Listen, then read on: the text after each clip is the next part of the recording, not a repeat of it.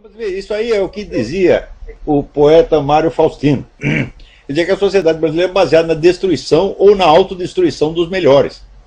Quer dizer, a pessoa, tanto ser desprezada, pisada, tá, ela acaba contraindo o vício. Então se autodestrói preventivamente para que não a destruam.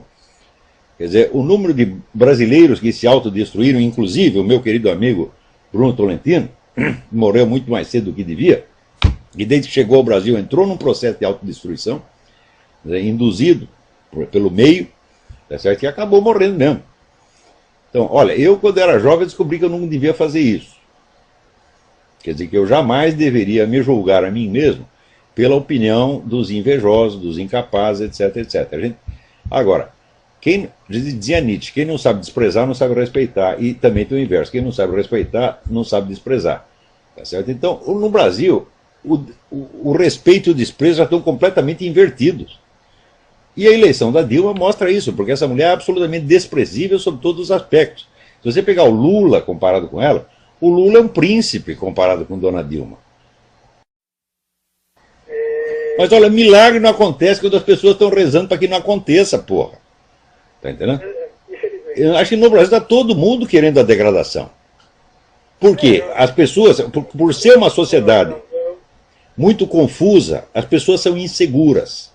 Na verdade, nós herdamos essa insegurança, já veio de Portugal, porque Portugal, durante 8 séculos, ficou o tempo todo assim, 3 meses os árabes dominavam, depois vinham os portugueses, dominavam mais 3 meses, então eles nunca sabiam quem mandava naquela porcaria. Né? Então, se você não sabe quem manda, você também não sabe qual é a regra do jogo. No Brasil, ninguém sabe qual é a regra do jogo. As pessoas não têm princípios, as leis não são aplicadas, então pode valer qualquer regra. Então, por causa disso, as pessoas ficam inseguras e elas criam uma necessidade exagerada do apoio e da afeição dos outros. O brasileiro é um carente afetivo perpétuo. Então, isto é a raiz de tudo o que está acontecendo. Esta insegurança pessoal, da qual todo brasileiro que eu conheço hoje em dia sofre, com exceção deste que vos fala. Eu não preciso da afeição de ninguém. Enfie sua afeição no cu.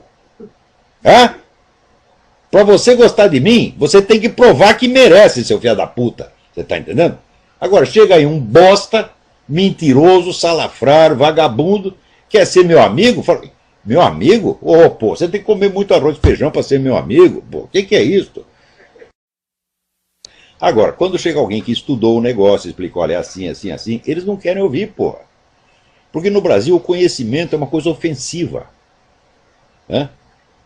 Eu nunca conheci, digo para você, eu nunca conheci no Brasil uma pessoa de liderança, seja no meio militar, industrial, comercial, bancário, eclesiástico, universitário, que não tivesse um complexo de inferioridade intelectual monstruoso. Monstruoso. Onde o sujeito quer posar de intelectual, mas não quer aprender nada, não quer estudar, tá certo? Mas ele gostaria de ser intelectual.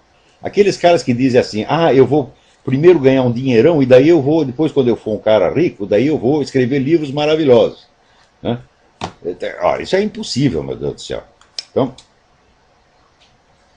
quer dizer, todos acham que a atividade intelectual é uma espécie de hobby, ao qual você vai se dedicar quando você se aposentar. Não entende a seriedade, o profissionalismo da atividade intelectual, nem tem a menor ideia disso.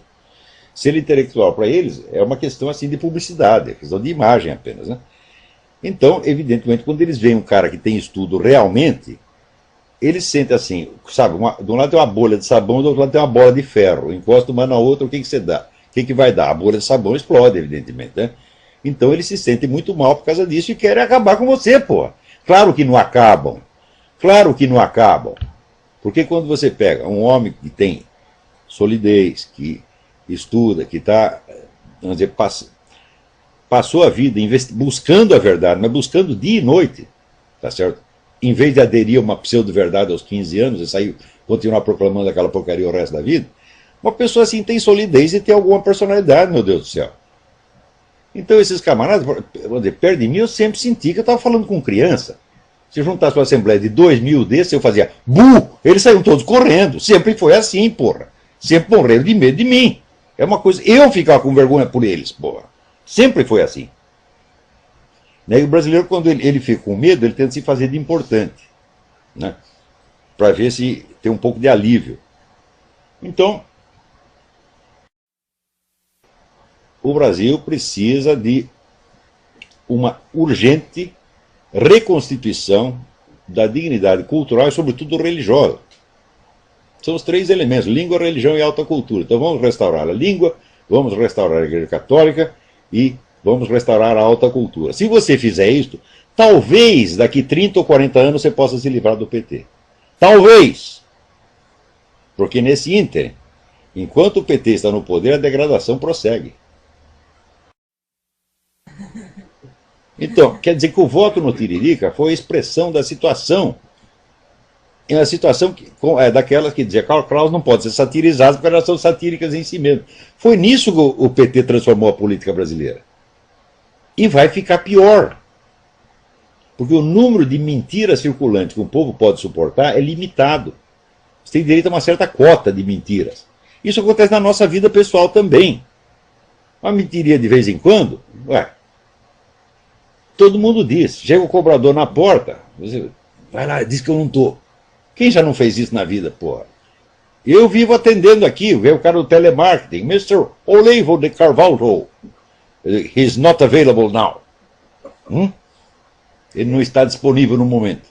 Eu vivo fazendo isso, essas mentirinhas, tá, gente? É a questão de sobrevivência, não tem como escapar. Né?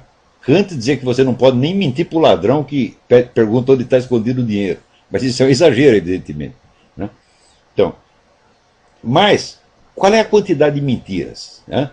Então você diz uma mentira para o cobrador, né? Depois você diz uma para o seu empregado, você diz uma para o seu patrão, você diz uma para a sua mulher, você diz uma para o seu filho, você diz outra para você mesmo, você mente para a sua mulher e para a sua amante, para as suas 3 amantes, né? E assim por diante. Chega uma hora, meu filho, que você está confuso. Você perdeu o senso da verdade e do erro. Né? Então daí você aceita votar numa Dilma sabendo que ela não presta. E você vota nela porque ela não presta. Então, quer dizer, isso aí já não é mais nem degradação moral, isso aí já é decomposição da inteligência. É decomposição do senso de sobrevivência, do instinto de sobrevivência. Então, se você acha que uma coisa dessa pode se enfrentar por meios eleitorais, quer dizer, isso é de uma superficialidade absolutamente psicótica. Um país começa, meu filho, realmente com religião e alta cultura. Foi a religião que criou o Brasil, foi a religião que criou os Estados Unidos, foi a religião que criou a Rússia, foi a religião que criou todos os países do mundo. Eu tenho aqui atrás de mim o retrato de Santo Olavo, que foi o cara que criou a Noruega. Tá certo? Nunca, nunca, nunca houve uma civilização que surgisse sem base religiosa. Isso não existe, isso é uma besteira. Quando o cara fala de civilização leiga, isso é uma bobagem. Civilização leiga é assim, é um mandato tampão entre a civilização cristã e a civilização muçulmana. Os muçulmanos adoram a civilização leiga do Ocidente porque sabem que é uma coisa que se autodecompõe e que depois eles ocupam facilmente. Vejam todos os regimes militantes ateísticos que houve no mundo, o tempo que duraram, com todo o poder e todo o dinheiro que tinham. Isso não existe, minha gente. Por quê? Não é natural. A visão que as pessoas têm, a visão terrestrializada, como dizia Antônio Gramsci, a visão que só aceita aquilo que é, vamos dizer, materialmente sensível no momento, ela não é natural. Não é natural porque o homem, o ser humano, ele vive dentro de um círculo que é aquilo que ele enxerga, e ele sabe que para além daquilo que ele enxerga existe o infinito. Quer dizer, o infinito é a verdadeira escala do pensamento humano. Agora, se você quer fechar tudo no finito, você é que nem um avestruz. Você não quer enxergar aquilo que existe para mais além. E se você tapa a transcendência, você só fica com a imanência. Imanência é o buraco onde o avestruz coloca a cabeça. Então, não importando quanto poder você tenha, você não vai durar, você vai cair, porra. Veja o que está acontecendo nos Estados Unidos, é uma coisa tão óbvia. À medida que decresce a religiosidade da população, o país vai para o brejo. É uma coisa tão evidente. Isso é a coisa mais óbvia. A inteligência humana, ela é mantida pela providência divina. Nós não sabemos como isso funciona. Nós não sabemos como nós sabemos. Nós não compreendemos direito o processo da nossa própria inteligência. Mas nós sabemos que sem inteligência nós não vamos sair do buraco. E nós sabemos que nós não podemos dar para nós mesmos essa inteligência, que nós não sabemos de onde veio. Então, O caminho para a restauração do Brasil é a restauração da Igreja Católica, a restauração da alta cultura e a restauração do idioma. Se não fizer essas três coisas, meu filho, pode tirar o cavalo da chuva. Nada, nada, nada, nada vai dar certo nunca. Não vai dar certo nem pra porra do PT. Né? Nem para eles vai dar certo. Porque a hora que tiver o poder total, vai ser a interdestruição, como foi na União Soviética, como foi em Cuba, como foi na China, como foi em todos os lugares que essa gente dominou. Tá certo? Então, é aquilo que diziam no século XIX, já diziam os cristãos conservadores, olha, nós fomos vencidos, mas nós obtivemos a vingança dos nossos vencedores. E pior, nós obtivemos a vingança pelas mãos deles mesmos. Eles nos derrotaram e em seguida se mataram uns aos outros. É isso que vai acontecer no Brasil. Agora, enquanto eles se matam uns aos outros, nós temos que construir o futuro. E repito, o futuro consiste desses três elementos: língua, religião e alta cultura. Esta é a única esperança do Brasil. O resto é tudo conversa mole. Tudo, tudo, tudo, tudo. Isso não quer dizer que se não houver uma eleição, nós vamos deixar de votar e vamos deixar de aprovar os candidatos que sejam menos ruins. Mas isso é a superfície, isso é bolha de sabão na superfície da história. Tá certo? Então, a superficialidade, o fingimento, o histrionismo tem sido o mal crônico do Brasil. E esta eleição confirmou isso mais uma vez. Então, nosso tempo acabou. Até a semana que vem. Muito obrigado.